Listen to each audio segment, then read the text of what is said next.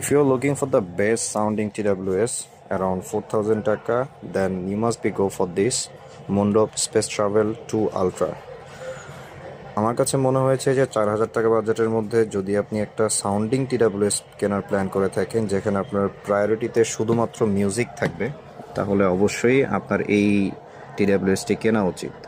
কারণ 13 মিলিমিটারের একটা annual single magnetic planar driver যেটাতে ইউজ করা হয়েছে। সো কী ধরনের সাউন্ড আপনি পাবেন সেটা ড্রাইভারের নাম শুনলে আপনি বুঝতে পারছেন। অ্যাট দ্য সেম টাইম সনির এলডেক কোডেক ইনক্লুড করা হয়েছে, যেটা নর্মালি হচ্ছে এই বাজেটের অনেক TWS-এই দেওয়া হয় না।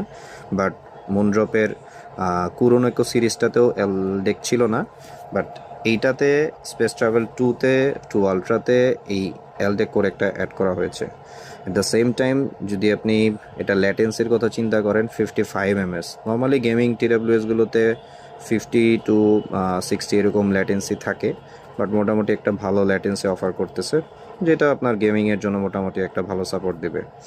অ্যাগেন ব্লুটুথ 6.0, দ্যাট মিনস একদম আপডেটেড ব্লুটুথ ভার্সনটাই আপনি পাচ্ছেন, যেটার সাথে একটা ভালো ব্যাপার হচ্ছে যেটাতে একটা NPO হার্ডওয়্যার ইউজ করা হয়েছে, যেটার কারণে নর্মালি কল কোয়ালিটিটা আমার কাছে মনে হয়েছে যে অন্য যে কোনো TWS থেকে মাচ বেটার।